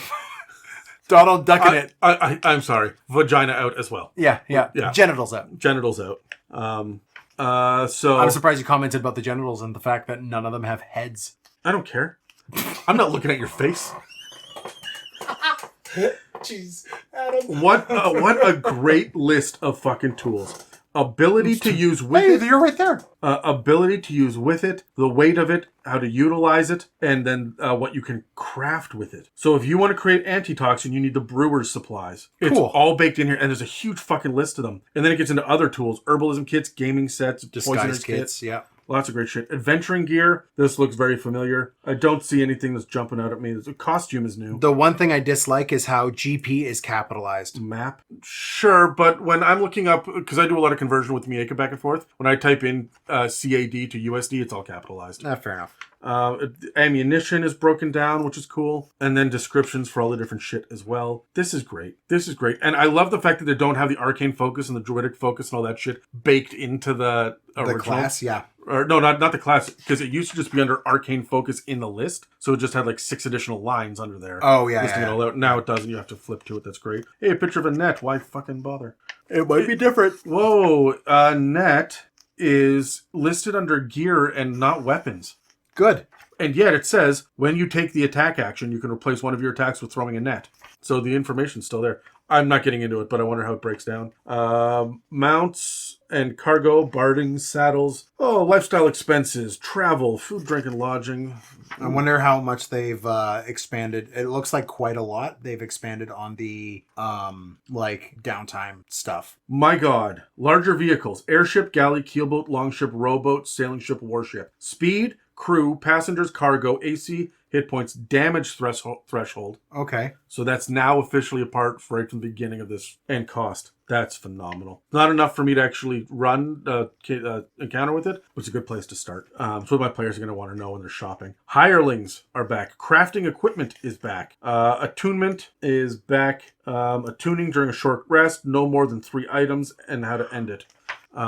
Spells. This is you, Granule. Spells. And we got Morden Kanan.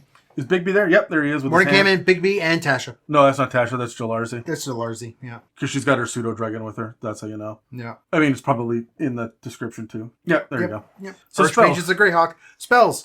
You can cast spells in Dungeons & Dragons if you're a spellcaster.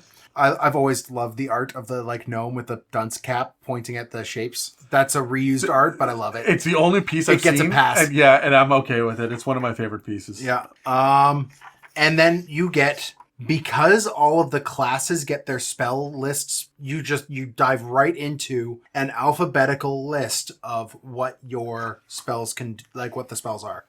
We're still given casting time, range, components, and duration, and then a spell description. Yeah. As well as what spell school it's in, the level, and who can cast it. Who can cast it right underneath the fucking title. Yep. All right, great. Did you see what Blade Ward actually does, by the way? That's the one you were pointing at. Whenever a creature makes an attack roll against you before the spell ends, the attacker subtracts 1d4 from their attack roll. Well, yeah. It lasts for a minute. It's a cantrip. That's fucking great. They fixed Blade Ward. Yeah, that's essentially Bane for only you. Yeah. For people attacking you. Right? Yeah. Cool. Yeah. Neat. Old Bane. I don't know if new Bane works differently. Doesn't matter. Yeah, we're going to just keep going. There's 100 pages. And the art is fucking great. 100 pages of spells, and every single thing where there is art, it is beautiful. The human wizard fends off peril with mage armor and the unerring bolts of magic missile. And it shows the mage armor. I don't think I've ever seen mage armor before depicted in D&D art. So here we have a player character of a troll fighting an evil elf. All right. How do you know it's evil? It's actually not. The daring wizard Melf. Hey, we got Melf. We got a picture of Melf. Well, of course we do, because acid splash versus a troll, so it doesn't regenerate. Yep. So you see how there's thought put into this, which is better than the generic nonsense that we got before. I also want to point out, a lot of these people are from, like, there's Morden Kanan again. All of the casters in the art? They seem to be the Circle of Eight from Greyhawk. Yeah, a human cleric. Just a generic cleric.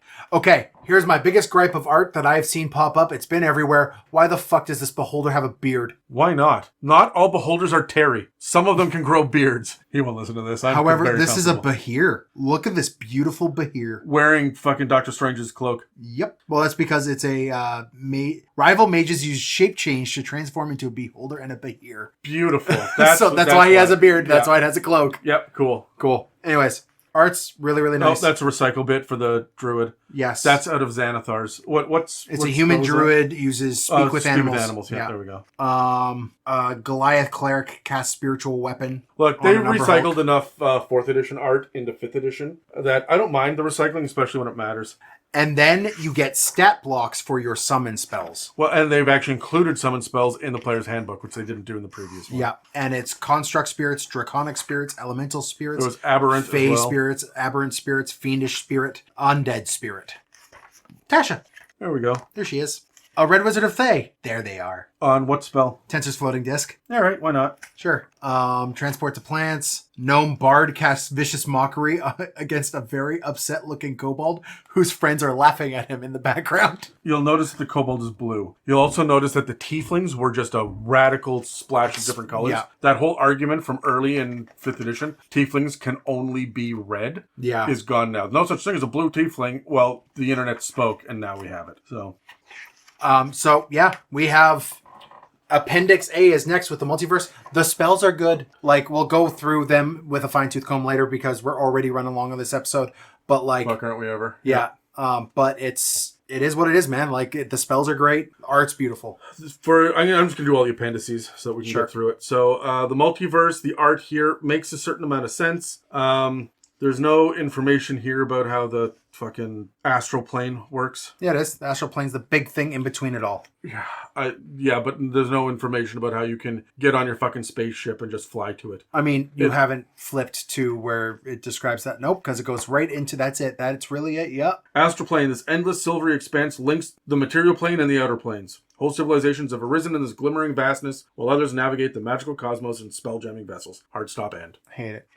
Sure. Creature stat blocks. I think I've seen that bat art before, but I think it's been recolored. I've definitely seen that crocodile before. Yeah, but it's been updated. I like the giant spiders. Hey, we got a badger. Badger. Both the imp and the mastiff are recycled, but recolored, it looks like. That quasit's recycled. Is it? I don't think I've ever seen the quasit I've seen that shredding a book. The Sphinx of Wonder is a tiny celestial. Lawful good. You can have a slod tadpole. Yep. Pact of the Chain Warlock.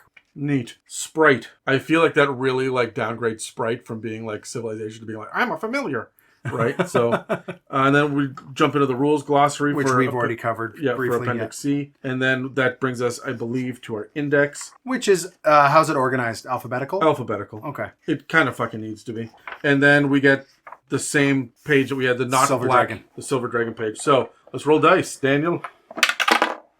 17, never going first, Dan. Natural 1. That's the point. That means I get to kick you in the balls when the recording ends. So that's one of the rules of Legend lore. If anyone rolls a natural 1, Adam gets to kick Dan in the ball after the recording ends. Anyway. No, it's not. So the very first question is, how do you feel about the content of this book? I like what it has offered. It feels very, very multiversal, which is an interesting take. That is the setting agnostic I want. Yes. Not the lack of lore. Yeah, this is setting agnostic as in here are the different settings that this could be in, rather than this can be played in any setting. Yes. Right? It's coming to the same point from two different directions. This one's the right one. Monsters of the Multiverse didn't. Yeah, really it was the wrong one. Yeah. So anyway, my point for the content here is, without getting into the specifics, this is the layout I wanted. With the rules first on how to play, because you'll be referencing that. We have both a glossary for the rules at the back of the book, as well, like for the shorthand, as well as an index for hunting around.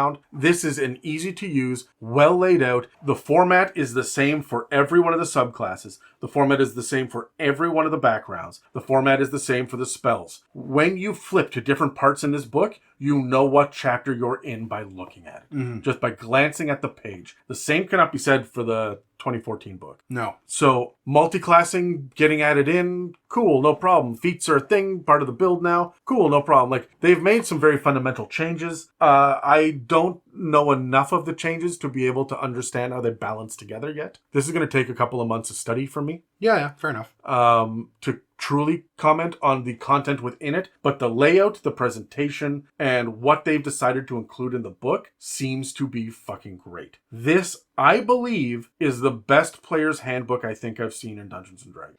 I wouldn't go that far. What beats it? Again, we've done a couple of these things. There's two perspectives I like to look at the books. First is in comparison to all of the other books. Second is in a vacuum and how it accomplishes what it's doing within that vacuum. Against all the other books, this feels very similar to the 3.5. The 3.5 handbook is the gold standard in my mind. It does everything it needs to do with what it could do from early 90s, right? I can put my hand on it right now, but I'm not going to. Yeah. Here's my problem with the player's handbook from 3.5. It was so fucking dense. The rules were confusing and contradictory. And there was not the variety of... It didn't hold your hand through character creation the same way. Sure did. It has people pretending to play the game, just like this does. The books are so heavy, and I've stacked them. Well, somebody drew in the 3.5. One of the It three. Is that 3 musty. or 3.5? 3.5. Okay.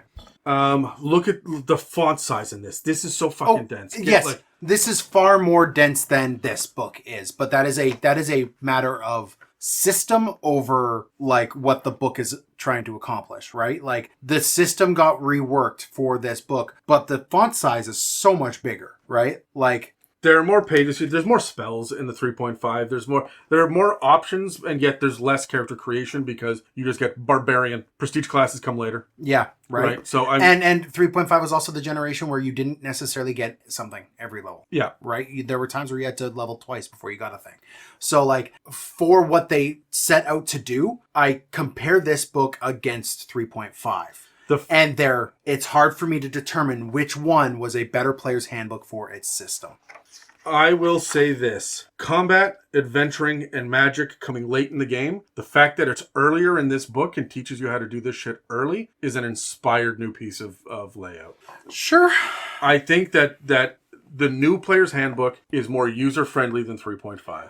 5.5 Sure. is more user-friendly than 3.5. Yes. Almost anything we've seen out of Dungeons & Dragons for the past 15 years is more user-friendly than 3.5, right? There's a reason why consumership of Dungeons & Dragons increased with the release of 5th edition. There's a very specific reason for that, and because this is so much easier to get into than 3.5 ever was. You open up 3.5, you get daunted by the rules. But for the system that it is championing, for the system it is representing, 3.5 and this book kind of do the same thing. They do, which is why I then look at the user interface.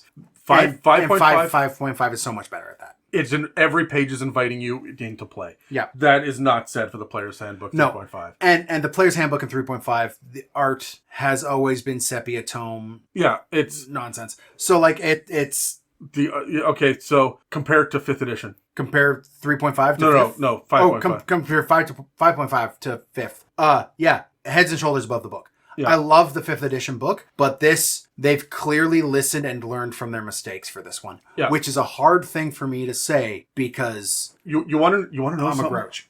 So we're going to move on to art. You brought it up, and this is the next question. How is the art in this? This is the best book they've ever produced art-wise. Not only is the art itself good, the art itself tells a story that directly connects to the shit they're explaining on the page. Yep. That is not true in every D&D book up until this point has had generic art in different places just to like fill out the page count for the layout. Yeah. You can tell that the art designer, the lead artist, the art director, all of it were in the meetings for design from the very fucking beginning. Yeah. Right? Fuck, is that amazing. Yep. I'm on board. Some of the best art ever. Letter grade. A+. I'm giving it the highest I've ever given a book on this in the Legend Lores. I am tempted to also give it an A+. I don't know if I'm just being dazzled by the new and the pretty. I would like, Dan, for you and I to sit down in a year and talk about this again once we know the content. We're going to reiterate the fact that both of us are kind of coming into this a bit blind. We did not watch every single video that was released about what's going on with the classes. This is more about design, layout, and presentation. Yes, they've done very well for that. I know that they have done Rangers dirty. I know that, I know that there's some things in here that are controversial. I know that Paladins now have to do shit with their smites. I'm going to tell you this too. The nerds online, including us, don't like change, and so I'm fucking dare you. And that explains the smell, Dan. No, but the idea here is that I'm curious to see how people will feel about this, because people hated shit early in 5th edition and then warmed up on it and hailed it as being amazing. One of the big gripes was, what do you mean I can't get an AC above 20? Now people hail that as being a great design decision. Yep. So in a year, we'll see how we feel about it. Yeah. But as it stands now, this publication as it stands is an A+ for me as well. So in 5.5 books, where would you get this one? So clearly this is the first book that you buy. It's the first book you can buy. Well, there's that too. There are no other books currently. However, I will say this. Here's my next question. Should people abandon 5th ed for this? I cannot say yes or no without knowing what the content says. I personally am starting to transition over to this immediately with my teams that I am in charge of. Mostly because there will be no longer any content released for 5th edition. So Yeah, but I mean, you don't even own Monsters of the Multiverse, so... and I won't. So you can go back... My point is, there's enough content to go out and buy still for the average person. Yes. Right, so... So I there's not enough content for 5.5 to completely change over right now. You don't have a monster manual, don't have DMG. You need those, right? But from what I see in here, yeah, I'm changing over. I do not see, from even what we've looked in tonight, I do not see how this could possibly be equal in power level to the content provided in 5th edition. I don't see it. It is just mechanically, everything in here is better than that. I also believe it's more streamlined. Yeah. Do you want to know my reason for not jumping over to this? Why I want to wait more than anything else? Because I'm playing a Furbolg? A big part of it is the fact that we would have to completely rebalance and change everything. We could just reskin the Goliath stats in here and call you a Furbolg and move forward. Sure. Right? Like, that's not enough. We are creative enough to be able to handle this. I'm not scared of that. So the thing is, the powers in this, the spells in this, the way that we've designed and changed, and we have the magic action now instead of casting spells, all the wording is different. I need to know what the DMG says for running combat, and I need to know, did the monsters get a glow up the way the player characters did? Because if they are still the same monster stat blocks that don't have dynamic shit, then clearly the players are going to walk all over them. The CR rating was shit in 5th edition. It's been shit in every edition. It's impossible to use. You get through halfway through tier 2 and throw it out the window, right? Yeah. So, however, if I were to put a 5th edition monster up against a 5.5 player character, the player character will fucking stomp it every time. And that's just the fucking nature of it, of the power creep. I don't know if they're that much more powerful, but if the monsters do not have the versatility to deal with all of the new shit that the players can do, yeah, then, and that's what I'm looking for, is versatility. If it's just, here's a stat block, here's the actions, then but here's the thing, and this is what gives me hope, Dan. The bloodied condition exists. I haven't seen anything about what that actually plays into. I need a control F for this book so I can just figure out where the shit bloodied is. Yeah. But if it exists, I'm hoping that they are going to create retreat mechanics or no, not like that. Like, when this creature gets the bloodied condition, it will either go into a rage, it will use a defense, it will disengage. We do have some animals here. We do have some, but they're the most basic beasts. I need to know how goblins are going to work. I need to know how... They're Sprite. Yeah, give me Sprite. It has a bunch of unique attacks with the needle sword, enchanting bow. Again, though, we're talking about... Where's the CR rate? Okay, yeah, it's 1/4 creatures. We're not in multi-attack yet, What right? does PB +2 mean? Proficiency bonus? Oh, yeah, okay. Of course that's what that means. Initiative is listed out. Yes, it is. Good. I approve of that particular change. The way that they've listed out the abilities, I don't hate, but it's going to take me a minute to get used to it. Mm-hmm. Well, everything has a save now. Yeah, so that but it's just broken down, right? Like, it's not like they got bonuses to saves or anything. It's just broken down. I wonder when we get into higher creatures that allow us to actually have, a +6 to a con save instead, if it'll be listed in with the abilities or if it'll be listed down above the skills like it was in 5th edition. If damage reduces a zombie to 0 hit points, it must make a constitution saving throw with a DC of 5 plus the damage taken, unless the damage is radiant or from a critical hit. On a successful save, it drops to 1 hit point instead. That's undead fortitude, though. Yeah. All right. I don't see anything here that says bloodied and just to skim through the monsters. Yeah, but they're all fucking CR1 and below, right? Yeah. Like, this is when I need gnolls and orcs. This is when I need devils and demons and shit, right? So you're not going to get the fun mechanics in Giant Badger. How dare you insult the Giant Badger? Well, he needed to get badgered. Anyway, that's it for this episode on Player's Handbooks, both 5th edition and 5.5. 5.5. If you've been inspired by any conversations in this episode, you can reach us through our subreddit, r/itsAmimic, our Facebook group, and our Instagram. If you'd like to know how to support us, you can check out the show notes below for links up to our Patreon, as well as our website where you could donate or check out our store. And don't forget to like, subscribe, comment, and leave positive reviews. Every little bit helps.